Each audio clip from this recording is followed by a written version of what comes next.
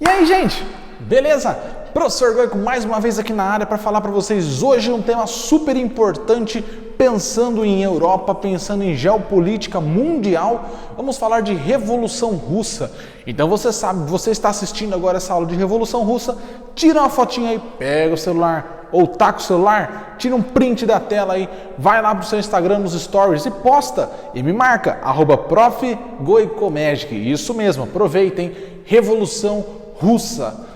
É o início do socialismo, do socialismo sendo de fato inserido no governo. Tá? Então esse é um ponto muito importante para nós, porque a ideia era instaurar um socialismo e depois atingir um governo comunista.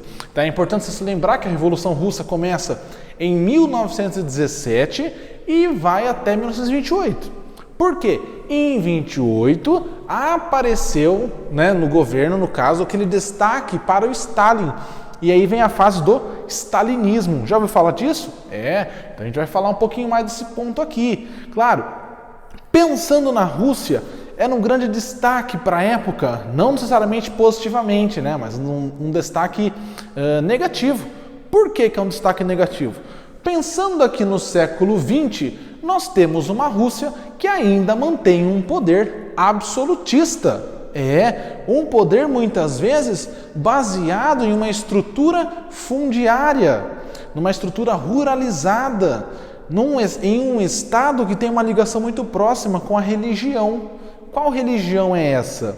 É a religião cristã, mas não é a Igreja Católica, é a Igreja Ortodoxa. Vamos ver aqui, justamente pensando nesse processo. A Rússia, então, mantém esse absolutismo, uma religião ortodoxa, como eu disse. Então nós damos destaque aí para a figura do imperador, da família dos Romanov. Só que o imperador na Rússia, ele não é chamado de imperador, de rei, nada disso. O termo que aparece é czar ou czar, mas pode aparecer C-Z-A-R. Esse termo czar é uma referência a César, grande líder, ditador romano.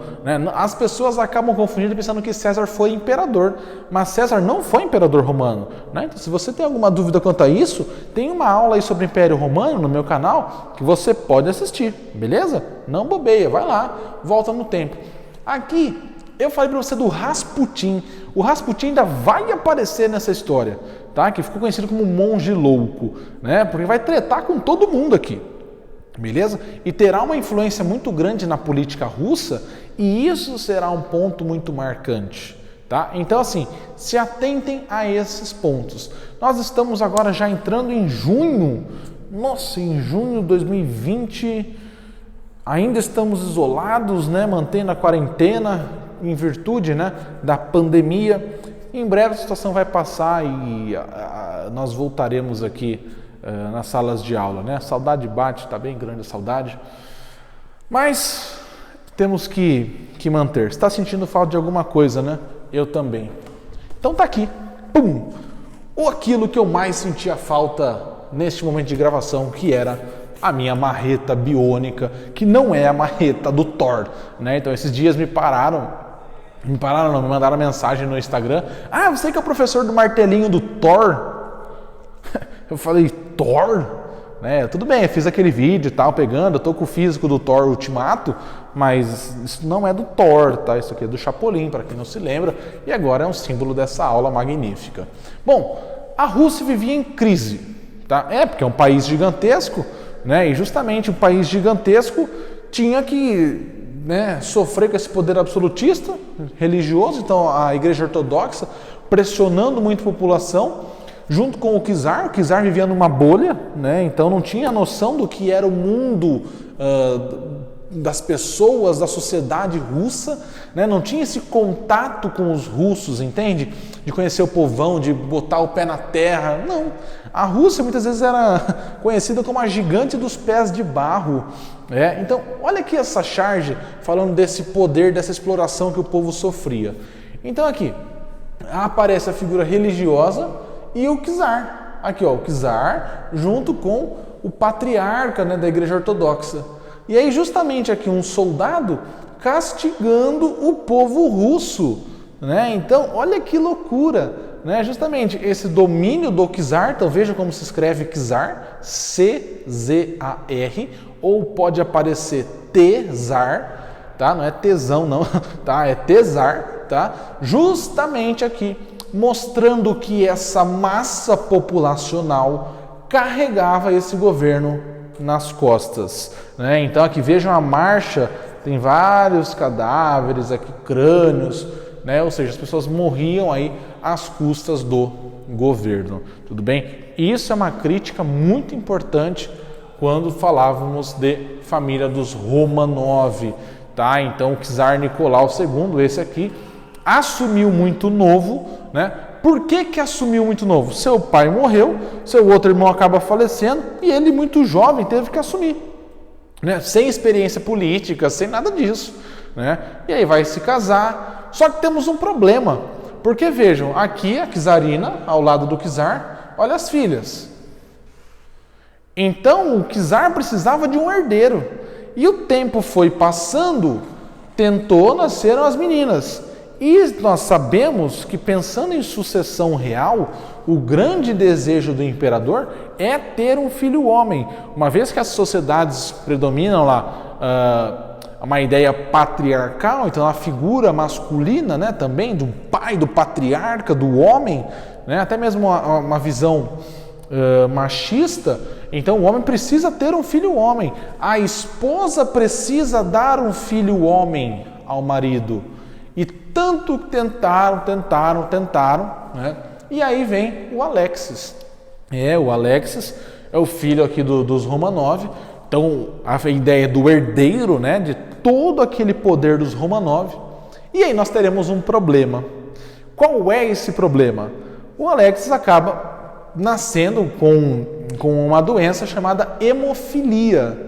Exatamente, hemofilia, onde justamente você tem problemas ali para cicatrização de machucados, ou até mesmo uma simples batida pode causar uma hemorragia interna, tá? E isso era algo muito grave.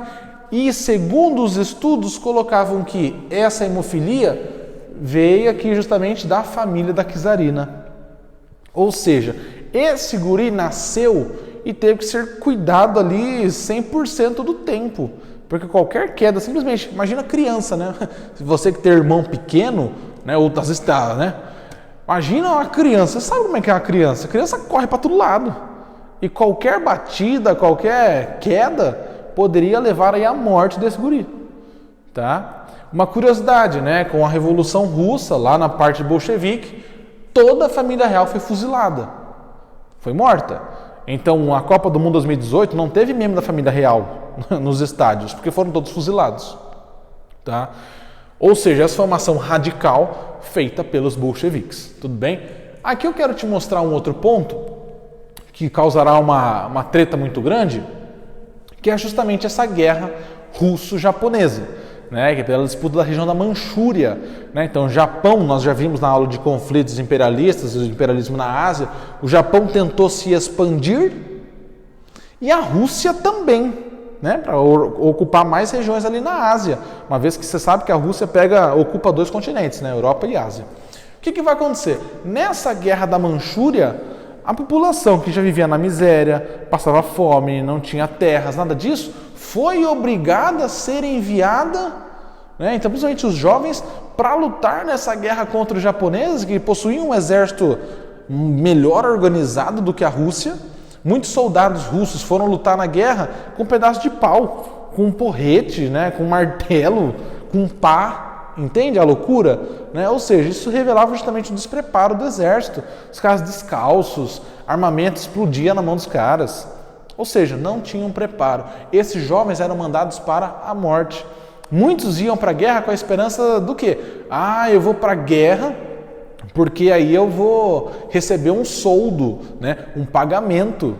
Agora, chegava lá na guerra e ele via que não era aquela situação romantizada que haviam criado, né? Então você não tinha uma estrutura básica, né, para entrar num conflito. Então esses são pontos que você tem que se atentar. Tudo bem? Claro.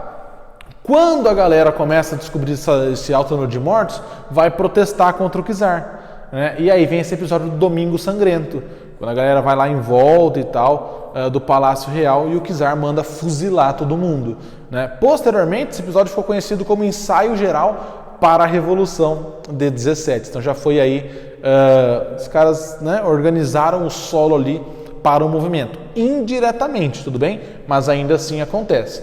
Outro ponto que vai levar à Revolução é a Primeira Guerra Mundial, né? Então, essa mesma situação de crise, de miséria, dos jovens morrendo, aquele domingo sangrento, a Rússia entrou na Primeira Guerra Mundial. Lembra disso? Falei na aula passada, a Primeira Guerra. E aí, qual que é a treta, Goico, agora? Então, a treta é justamente essa. A galera quer que a Rússia saia da guerra. Vai sair? Sim. Nós vimos lá, né, na Primeira Guerra, o Tratado de Brest-Litovsk, tá? Que é justamente um marco da saída da Rússia da Primeira Guerra Mundial, no governo dos bolcheviques. Tudo bem? Então aqui as fases da Revolução: menchevique, fevereiro ou de março, tanto faz aí no calendário; bolchevique, outubro e novembro; e depois vem a fase que encerra a Revolução Russa, que é o stalinismo, que já vem um governo totalitário, tá? Com características aí ditatoriais. Tudo bem? Ali você viu o Rasputin, eu queria te mostrar o Rasputin, tá? Olha aqui, os últimos Romanov, tá? Porque o Rasputin entrará na família aqui justamente por conta do seu histórico. Então é um cara que não tem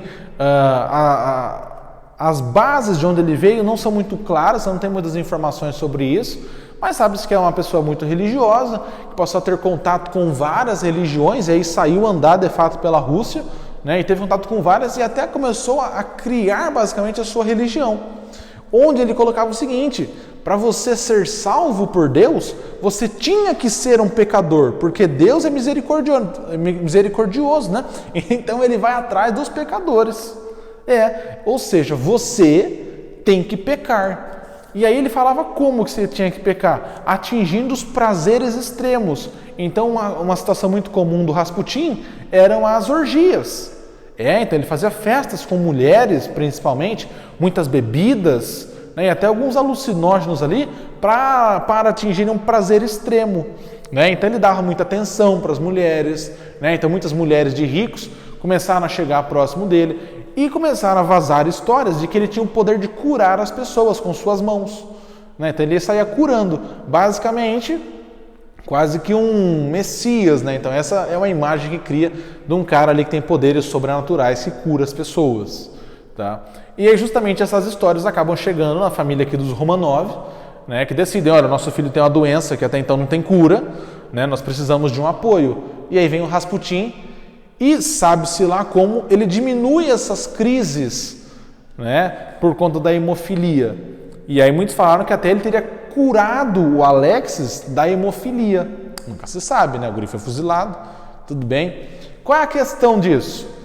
Após então melhorar, diminuir essas crises da hemofilia, ele passou a participar mais do governo. Olha aqui o Rasputin, ó, um cara conhecido por vocês, um cara muito, né, até um cara bonito, barbudão e tal. E tinha uma outra curiosidade dele, isso você já deve até ter visto, né? Do dote do Rasputin. Então assim, a galera fala: professor, por isso que ele fazia muitas festas, as mulheres saíam satisfeitas das festas com ele, sempre voltavam para ouvi-lo e tudo mais. Gente, olha lá, isso está exposto no museu na Rússia, 28 centímetros e meio. É isso que você viu? Professor, 28 centímetros e meio.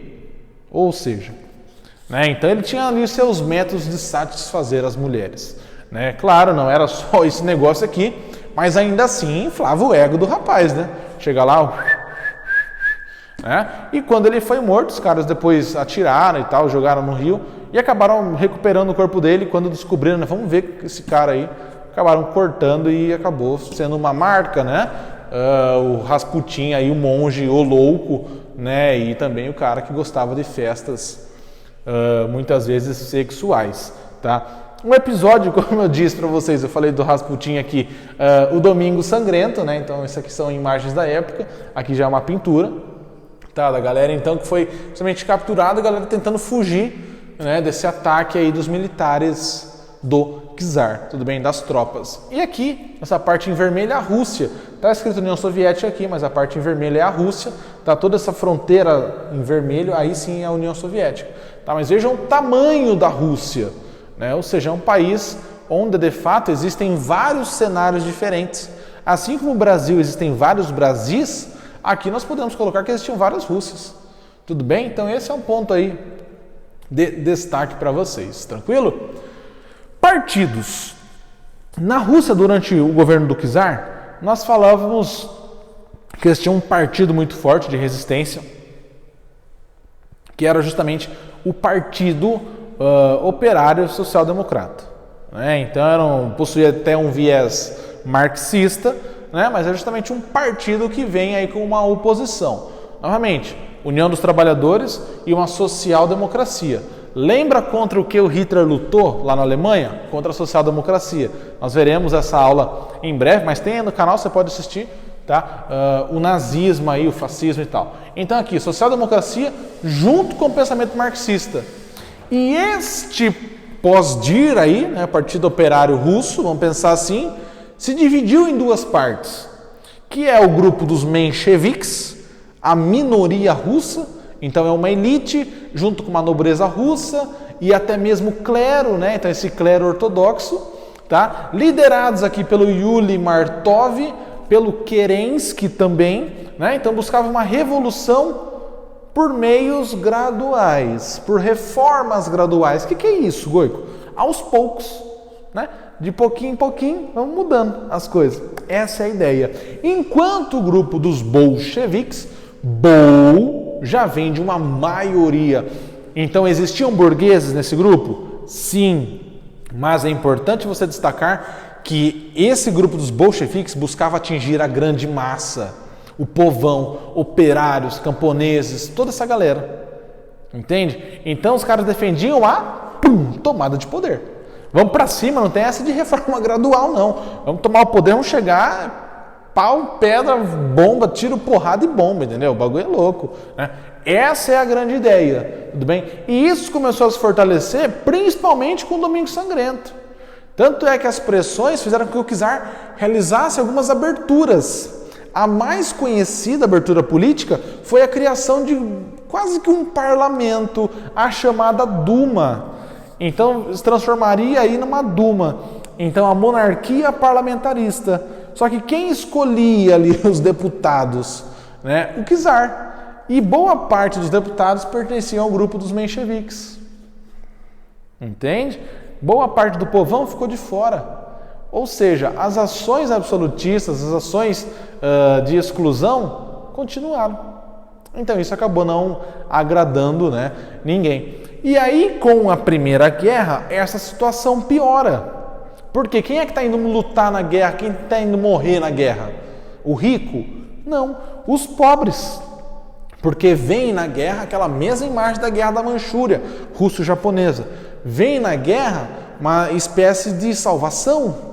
Porque vou ter comida, porque vou ter pagamento, posso ajudar minha família. Só que quando esse cara chega na guerra, ele percebe que a arma que ele tem é um porrete, é uma enxada, é uma pá, entende? É uma arma que você não sabe se vai funcionar, se vai explodir na sua mão, entende? Então, justamente isso é um ponto muito importante. Na Primeira Guerra, estima-se aí com os dados da época que para cada um soldado inglês morriam quase 200. Em algumas épocas, em alguns dias, chegavam a morrer milhares de russos. Para cada um, 2 soldados ingleses. Para tentar te demonstrar justamente essa disparidade, né? E aí vem a Revolução Menchevique, de fevereiro de 17. Então, toda essa pressão em cima do czar, principalmente tem um outro ponto. Além do parlamento, tinha um outro cara que estava se aproximando e influenciando mais na política. Lembra quem é? Rasputin, o cara dos 28 centímetros e meio. É, o monge louco. Quando começou a guerra, o que o czar começou a fazer muito? A participar dos conflitos, liderando as estratégias. E nisso, quem que ficava no poder na Rússia? A czarina. Quem que ficava cuidando da czarina lá na Rússia? Rasputin. Ele mesmo. E justamente o que começaram a acusar? De que Rasputin estava influenciando na política russa. Porque todos aqueles opositores do Rasputin eram retirados dos cargos. E aí justamente a czarina começa a tomar algumas medidas bem estranhas, né? E o próprio parlamento começa a questionar isso, a ponto do czar voltar e tentar afastar o Rasputin. Mas ainda assim não tinha sucesso, porque o Rasputin era o cara que ajudava o filho dele a não ter as crises. Entende? Ou quando tinha as crises, a curar essas crises, em virtude da hemofilia. Entende isso? Então os caras até tentaram matar o Rasputin, não conseguiram, depois acabaram atirando nele, né? Mas o Rasputin, até depois foram encontradas, gente, cartas da czarina para o Rasputin, dizendo que tinha saudade do Rasputin, né? Que não aguentava mais ficar longe dele, da presença dele, de não ouvir a voz dele. Então as grandes suspeitas é de que o czar tenha tomado o famoso... sabe, gado demais, né? É, justamente. Só que é um cara aí que tinha um potencial muito maior que o do czar, né? Vocês viram lá na imagem, né, gente? 28 centímetros e meio. Pô, o czar, né? Chegava lá e falou, acontece, né, gente? Mas, vamos lá. Bom, guerra. Guerra nunca é bom, nós vimos isso, né? Guerra sempre tem seus pontos negativos. E aí vai a Rússia, país em crise, galera morrendo de fome, morrendo de frio, né? Sem ter o que fazer. Vamos para a guerra! Você tem que investir na guerra. Você vai gastar dinheiro na guerra. E o seu povo passando fome. O que vai acontecer com isso? A galera vai ficar feliz. Estou morrendo de fome, mas estamos em guerra, hein? Rússia acima de tudo, né? Claro que não. A galera se revolta. A galera começa a protestar. E aí o czar pensa o seguinte, tá tendo esse protesto, eu vou mandar meu exército lá reprimir esse protesto. Como eu disse, o cara, gente, vivia numa bolha. Sabe que ele vivia numa bolha? Não tem noção do que está acontecendo fora da bolha dele? Então, ele manda a guarda reprimir os protestos. Professor, mas quem está na linha de frente do exército não são essas pessoas pobres? Viu? Você não está nessa bolha. Entende a treta? Por quê? O exército vai marchar para lutar contra a galera? Principalmente o movimento, a Revolução Russa, menchevique, ela começa com o movimento de mulheres, de esposas, de mães, de irmãs, que não aceitam aquela situação. O movimento chamado de Pão e Paz. Olha aqui, ó. Pão e Paz. As mulheres lideraram este movimento contra o czar. Entende isso? O czar, eu vou mandar as tropas irem lá. As tropas não vão se negar a marchar. Entende? E aí o czar perdeu a principal força de segurança dele, porque os oficiais, muitos oficiais defendiam os mencheviques, mas os oficiais era um número pequeno. Então, se for pensar num batalhão, você tem muito mais praças ali, os soldados, vão pensar assim, do que oficiais. Ou seja, qual que é o poder efetivo desses caras? Baixíssimo. Tá? Ou seja, o czar perde apoio, abdica do cargo. Não é permitido que o czar fuja da Rússia. Ele vai ficar preso, né? Mas vai ficar isolado ali na Rússia, tranquilo até que se organize a situação, mas sem poder sair da Rússia, né? Vem a República da Duma, né? Então os mencheviques assumem o poder ali em março, República da Duma, né? Então vamos tentar mudanças e tal. Qual que era a principal mudança que a população queria? Saia da guerra. Não aguentamos mais virar carne moída, carne de abate, e para ficar servindo de treinamento de tiro. E aí o que vai acontecer? Os mencheviques, vamos esperar um pouco mais. E vem uma disputa. Qual é a disputa? Dos sovietes, dos operários, camponeses, contra os burgueses. Basicamente, já temos aqui a formação de uma disputa de mencheviques contra bolcheviques. Mencheviques, burguesia liberal, nobres também apareciam, e até o clero ortodoxo, contra os sovietes. Os sovietes, então, eram uma espécie de uma tropa, né, do Exército Vermelho, que vai se unir com os operários. Os camponeses de início se revoltaram, porque, e nós aqui, só os operários vocês querem? Mas depois os camponeses foram englobados nesse movimento. Tá? Vem essa disputa dos trabalhadores contra os patrões. os bolcheviques começam a ganhar um destaque nessa oposição, né? Quando a galera vê, então, que o czar caiu e não vai voltar, que esse movimento de pão e paz não foi ouvido pelos mencheviques, o que vão surgir? Essas 3 lideranças vão ganhar destaque, principalmente esse cara aqui, Vladimir Lenin. Já ouviu falar do Lenin? O Lenin vai ser o símbolo da Revolução Socialista na Rússia. O cara que estava preso na Alemanha, né, exilado na Alemanha, e a Alemanha devolve ele, né, de uma maneira ali clandestina, devolve ele para a Rússia, porque sabia que na Rússia ele ia fazer um movimento de revolução. Lembra, na Primeira Guerra, Rússia e Alemanha eram inimigas. Tudo bem? Tá? A ideia da Revolução Socialista era expandir a revolução para a Rússia, para a Alemanha e para outros países europeus. Mas na Alemanha não deu certo, fracassou, e isso fertilizou o solo para o nazismo. Na Rússia, ela acabou sendo concretizada. E aí foi um medo, claro, que aí o Hitler se apoia no discurso antimarxista na Alemanha, né? E isso ganhou destaque porque a burguesia vai apoiá-lo, tá? Mas outras figuras aqui, Trotsky, chefe da guarda, e o Stalin será o secretário do Conselho do Povo, né? Já do Conselho dos Comissários do Povo, beleza? Então 3 figuras de destaque, Lenin, Trotsky e o Stalin, Joseph Stalin. Tudo bem? Vamos lá. Olha aqui os 3, que bonitinho, né? Olha, sempre... Então vejam que imagem, essa imagem já é de um período ali do stalinismo, quase, né? Mostrando os bolcheviques. Então vejam, olha o Lenin, que bonitinho, que risonho, que simpático, o líder, né? Até hoje o corpo do Lenin é preservado, vamos falar disso já, tá? Olha o Stalin, risonho, né? Bonitinho, olha que imagem. Olha o Trotsky, uma imagem subhumana, né, de uma criatura, de um monstro mal feita. Por quê? Essa imagem provavelmente foi feita durante o stalinismo, onde o Trotsky foi visto como um inimigo do povo. Entende?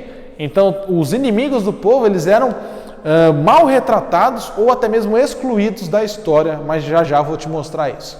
Vamos falar da Revolução Bolchevique. Falei dos bolcheviques, vamos lá. Outubro de 17, pode aparecer, tá? A Revolução de Outubro, Revolução de Março, mencheviques. Revolução de Outubro, bolcheviques. Tudo bem? República da Duma, cai. Por quê, gente? Basicamente, claro, os bolcheviques tiveram uma ação forte, mas esse poder, em virtude dos mencheviques não mudarem nada, esse poder vai acabar quase caindo no colo dos caras. Os caras vão para a rua, dão um golpe, pum, assumem o poder. República da Duma, e aí vem o Conselho dos Comissários do Povo. Quem é o chefe disso? Lenin. Secretário? Stalin. E o Trotsky, o chefe da Guarda Vermelha, né, do Exército Vermelho, dos sovietes. Então, tá? Tem aqui aquele POSDIR, Partido Operário Social Democrata Russo. Esquece esse nome. Agora é Partido Comunista Russo. Claro. Vem o Exército Vermelho, a criação, porque os mencheviques começaram a se organizar ali com uma tropa chamada Exército Branco. E aí vem o Exército Vermelho, com sovietes, camponeses, com soldados e tal, e formam uma tropa liderada pelo Trotsky, tá? E essas tropas entrarão em conflito, sim, na chamada Guerra Civil Russa, tudo bem? Só com o final dessa Guerra Civil, quando os bolcheviques, as tropas vermelhas, a Guarda Vermelha vence, aí que vem, posteriormente, a União das Repúblicas Socialistas Soviéticas. União das Repúblicas Socialistas Soviéticas. Tudo bem? Então assim, tomem esse cuidado, que é o URSS. No meio dessa URSS apareceu a NEP, Nova Política Econômica. Tá? Então com planos aí de abertura do comércio para que entrassem aqui indústrias, né? Então é uma medida capitalista temporária, até então que venha essa tecnologia, depois nós fecharíamos esse comércio, né? Então a NEP tem que se atentar, tá? Porque é a nova política econômica. Com essa abertura temporária, o que os caras visavam? O socialismo depois. Tudo bem? Então seriam estágios: capitalismo, socialismo, comunismo. Tudo bem? Bom, e aí começa uma treta. Por quê? Existia uma disputa: Stalin e Trotsky. Stalin defendia que a Revolução Russa, que a URSS, tinha que se manter ali na Europa. Trotsky defendia que a Revolução Socialista tinha que ser global. Essa disputa será um marco, claro, de política. Por quê? Enquanto o Lenin estava ali no meio, equilibrava a situação. Até o Trotsky falava para o Lenin, né? Ô Lenin, cuidado com o Stalin. Stalin tem umas ideias meio autoritárias, meio totalitárias, aí toma cuidado. Não, imagina, o Stalin não vai fazer nada, não vai fazer nada. E aí vem o atentado. Então o Lenin é alvejado com tiros, não se sabe até hoje quem fez esse atentado. Existem suspeitas, né? Algumas teorias conspiratórias, de que o Stalin teria ordenado esse atentado. E aí então aqui aparece o Lenin, depois teve complicações em virtude desse atentado, desses tiros, né? E os dois juntinhos. Então Stalin sempre tentou se aproximar do Lenin. Só que em 24 a situação do Lenin piora muito. Então observem nas fotos, já bem desgastado, né? Por conta das doenças e acaba morrendo, né? E seu corpo até hoje sendo preservado então lá na Rússia, lá na Praça Vermelha, teve a Copa do Mundo e tal, você pode conhecer lá o corpo do Lenin, né? Então, que é preservado aí desde a sua morte, em 1924, né? Uma espécie de uma mumificação do Lenin, algo assim. E aqui nos Simpsons, como foi bem retratado, né?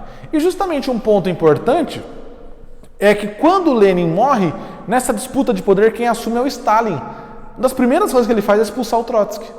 E começa justamente com uma imagem totalitária de culto ao líder. Não é um fascismo, tá? Mas é um poder totalitário, tá? De culto ao líder, né? De perseguição aos opositores, de censura, tira a terra dos camponeses, manda seus opositores lá para a Sibéria, lá para os gulags, né? Campos de trabalho forçado. Milhões de camponeses foram assassinados. Então tem um governo muito violento, muito autoritário, muito centralizador, que cria ainda por cima a imagem dos inimigos do povo. Então as pessoas que vão contra as políticas do Stalin eram vistas como inimigos do povo, né? Inimigas da União Soviética. Tá? Então se você fizesse uma crítica ao Stalin, você é contra o governo, você é contra o Stalin, então você vai você será perseguido, muitas vezes desaparecia, e de fato desaparecia até mesmo da história. Vou te mostrar um clássico aqui do Stalin, é justamente a edição de imagens, tá? Isso é muito comum. Mas por outro lado, né, então já estamos aqui nos direcionando para o final desta aula, o Stalin acabou levando a União Soviética a uma potência mundial. Tanto é que nós vimos aí, né, ou melhor, nós veremos que já tem crise 29, a União Soviética, né, sofre pouco, Segunda Guerra Mundial, a União Soviética tem um destaque muito grande, tá? Não pelo avanço tecnológico, mas pelo crescimento econômico. Tudo bem? E aí vem a Guerra Fria. Aí depois a União Soviética, com a morte do Stalin, acaba tendo suas fases aí de decadência até a queda lá na década de 90. Tudo bem? Mas veja aqui, ó. O Trotsky você sabe, né? Que o Trotsky acabou se exilando, acabou vindo aqui para a América, e ia falar para o México. Né? E ele foi assassinado. 1940, Stalin estava vivo ainda, né? E aí o Trotsky foi assassinado a golpe de picador de gelo na cabeça. Foi uma morte bem violenta assim. A atribuição do mandante, Stalin, nada provado até hoje, tá? Mas ainda assim acredite-se que o Stalin tenha sido o mandante desse assassinato. E aqui, gente, ó, o Lenin, já te falei de você, os inimigos do povo. Então vejam, ó, Stalin liderando a sociedade, né, protetor dos povos, e aqui a figura, como eu disse, subhumana do Trotsky, como inimigo do Estado, inimigo desse povo. Vejam que ele não tem uma figura humana. Olha, aqui são os humanos e tal, mas olha o Trotsky como é que ele está. Feio, né, mal feito. E até mesmo muitas vezes os caras colocavam, né, que a Revolução Socialista teria sido feita pelos judeus. E isso foi uma das justificativas do Hitler perseguir os judeus na Alemanha também. Sabia disso?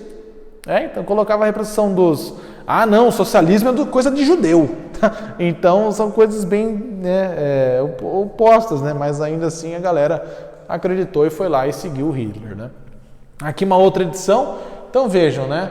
Aqui todo um corpo de apoiadores, de repente foi diminuindo, por fim sobrou só o Stalin.